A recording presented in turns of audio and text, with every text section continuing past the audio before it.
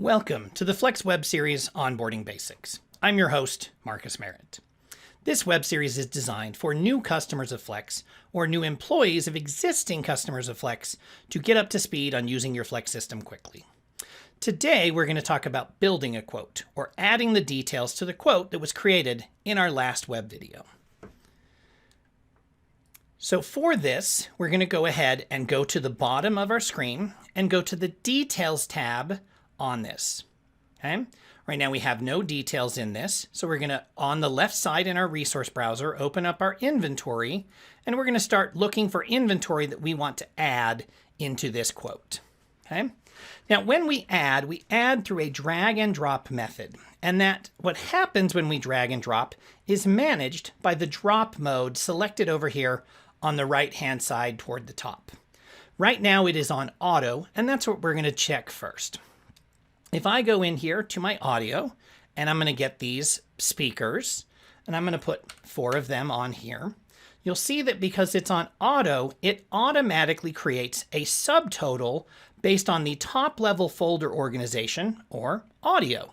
We see that these speakers are inside the audio folder. If I also go to add this amplifier in here, then even though I dropped it down below, we'll see that it goes inside that audio subtotal because that is part of the audio there. Okay. If we then go to video and we'll say we'll add a screen for this, I'm going to drag that down to the bottom there. And that's going to create a new subtotal for video. Okay. We see that going in there with all of its accessories. Okay. We can minimize that. Now, I'm going to also go and add a projector on this, and we'll see that again, even if I drop it up here on top of this audio subtotal, and for a moment it thinks it's going to go there, it goes, nope, the drop mode was on auto, and I'm going to sort. And we also note that it came in above our screen we put in earlier because that's the organization of the items within my hierarchy or my inventory tree. And so on auto, it's not only going to go within that top folder, but it respects the hierarchy in here. And so because projection is above screens, that projector ended up in front of the screen. Okay. And that can be important then in controlling how you choose to make your organization so that this hierarchy lands in the way that you want. Okay. Now, in this, first I want to show a little tip. You'll see on that when we brought in the speakers and that screen with their accessories, they came in opened up. So I can see all of that and confirm that it's right. But I don't really need to see those accessories. So I want to show you a little shortcut that if you go to the description header and click it, that it'll minimize everything. And then if I just go and open audio and video, it won't open those subsections with their accessories, just the main area. And so that can be a little cleaner to do that. Note that if I click the description again, it will uncollapse everything. And so at the worst, it's 2 clicks away to either close everything or open everything. Okay. So now with that, I want to add some items that I'm going to say are going in the lobby. And so I want to put them in a subtotal called lobby decor. And so I don't want auto to create my subtotal for this. And so in here, I'm going to change my drop mode to add. Now, when add is chosen, the item will add to the bottom of the list outside of any existing subtotal, no matter where I drop it. Okay. We're going to go in my lighting to this LED, and we're going to add some of these LED bars. And again, I can drag it way up here and put it on that. And I'm going to put a dozen of these, and they'll end up at the bottom of the list, not in any subtotal. But I said I did want to put them in a subtotal called lobby decor. And what I can do now is I can select those items and go over to the right side menus, the modify menu, and I can create subtotal. Here then, I can name this subtotal lobby decor and hit save. And those items that I had selected will go into that. Now, I apologize about this. This is a little bit of a bug, but it does give me an opportunity to show you something. So that normally should stay down at the bottom in that, but it ended up here at the top. But the positive is it's not that hard to fix. So if I want to move it, I can move the subtotal of lobby decor, and it will always take all of its children items with it. And so we go to the first column, this 6 dots there, and I can grab that and drag and drop it down to the bottom. And now I've got that ordered back where I want it. Okay. And you can do that with the other subtotals or even individual items. And if I did it on anything like the screen with accessories or contents, those children item will always go with the parent. Okay. So now I want to show the last of our drop modes of insert. And the key is I tend to like to build my quotes with auto or add, but you'll always end up needing to use insert. If later I get some other decor that I want to add to that lobby decor, then I will need to go in here and add some other things. So maybe say there is some drape in here. And so I have to go in and add that to that lobby decor. And I can't do it through the other way because it's already been created. So then I can go in here and say I need 100 feet of my black drape on that.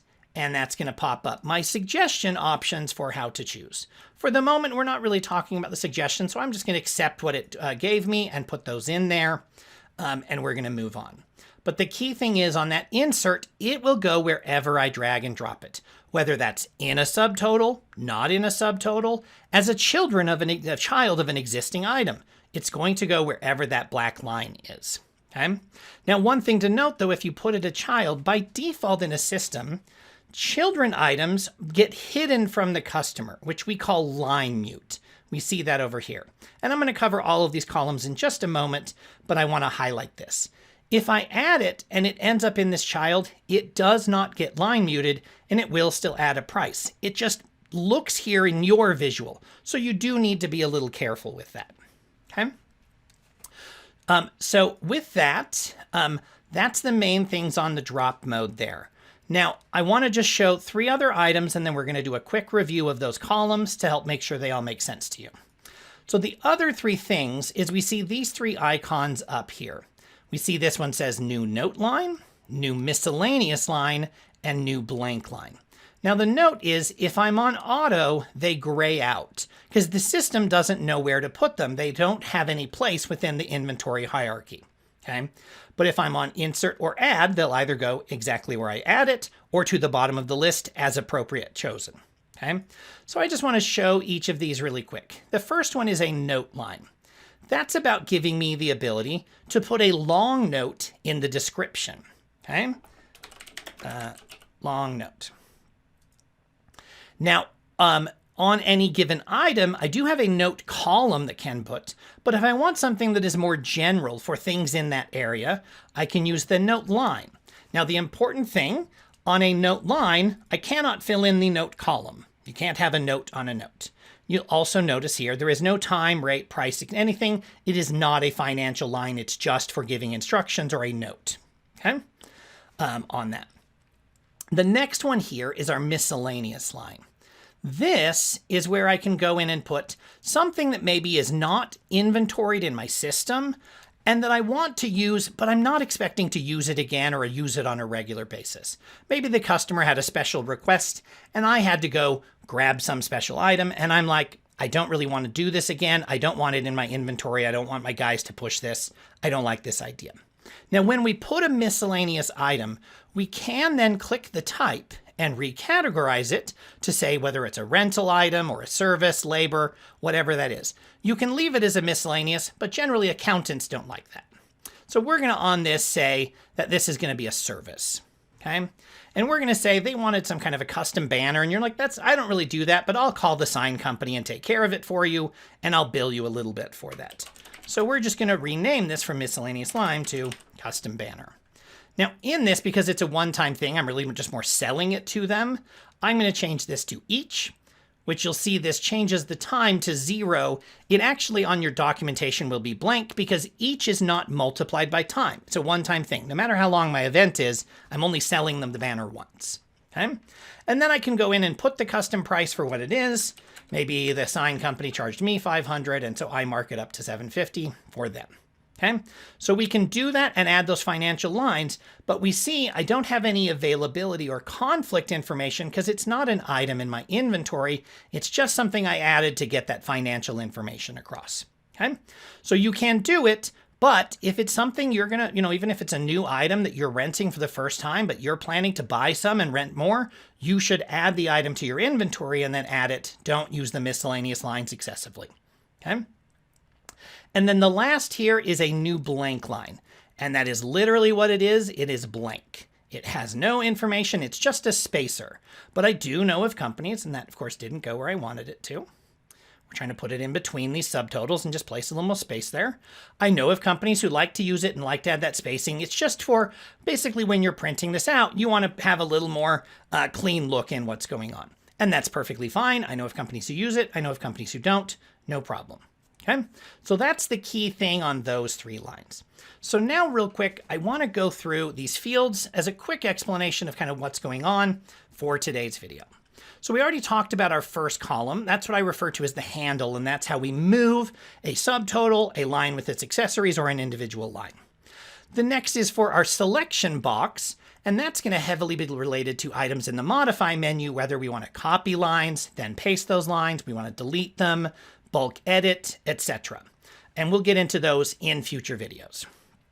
The next is our options menu, and that options menu is going to be different for different items, but on this subtotal we could click to edit the subtotal or to copy the entire subtotal. We can also use that to add note, miscellaneous, and blank lines. Okay? On an item, and let's pick one that's an actual item, we can open to that item, we can look at its schedule, its conflicts, its suggestions, or the same kind of copy delete and adding notes and miscellaneous. Okay? So that's where that, or we'll commonly refer to that as the option menu or the 3-dot menu. Okay? The next column, where that C, is our conflict. And that's where the system is doing the math on the availability of that equipment. If it's a note line, a miscellaneous, something else that doesn't have availability, you will see it blank. If you see green, then the system is calculated and has availability. Those reds thinks you have lack of availability or shortages. And this gray says, I have not fetched this availability recently and I need to do a refresh, either by going to the specific section and hitting refresh availability, or you can go to the top and hit fetch and fetch the entire quotes availability. Okay?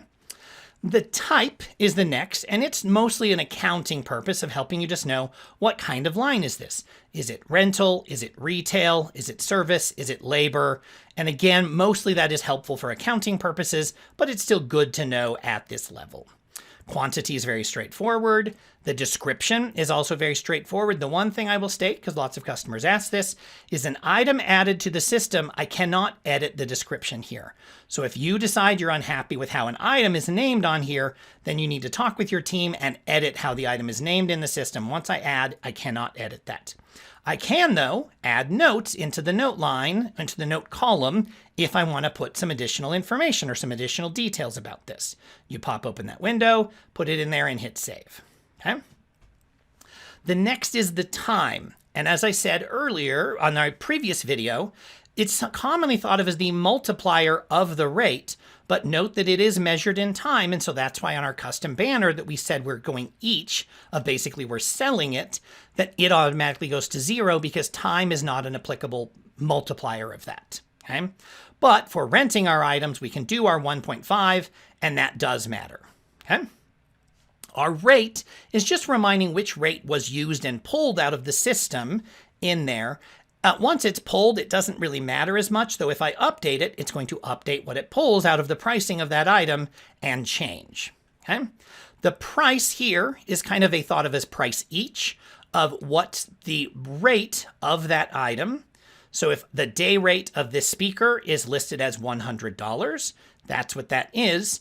And then my price extended is doing the math of 4 of them times 1.5 times 100 to get my $600 for that line. Okay, it's the total price of that line. Obviously in this we have that total. If we chose to give a discount to this, so we went in here and gave that 10% discount, you'll see in here that that will update and that price extended will include that discount in there. So it'll do again our math, but including that standard discount in there. Now, the last on these last 5 columns, all of them have an M, and the M stands for mute, M-U-T-E, okay? These are about hiding information or stopping from some information of processing. The WM is for warehouse mute. Warehouse mute means this item no longer causes availability or warehouse conflicts and will not hand off to a pull sheet when I process it forward. The NM or note mute hides the note from printing on the customer-facing documents, so I can make that note be internal information. The PM is price mute. That stops this line item pricing from printing on the paperwork so that I can just communicate that audio is this information and this total price, and I can stop customers from nickel and diming specific line item pricing. Okay? I'm personally a big fan of price muting. The LM, as we mentioned a little earlier, is line mute. Line mute hides that entire line from printing on any paperwork. Important to note, if I went and line muted something that has price, it still adds to the total on the bottom, and so be careful on that, or the math will not add up to your customer. Okay? And the last one here of TM is total mute. That makes it so that item no longer adds up to the grand total on this quote. If you see, if I click this to that total mute, it still knows what it is, but my total here went down by that amount because I wasn't adding it. Now, I personally am not a big fan of using total mute because it doesn't communicate very clearly to the customer, but it is there, so I want to make sure people are aware of what's going on. So with that, we're going to end for today. If you have any questions, please reach out to support@flexrentalsolutions.com. And as always, keep flexing. Thanks.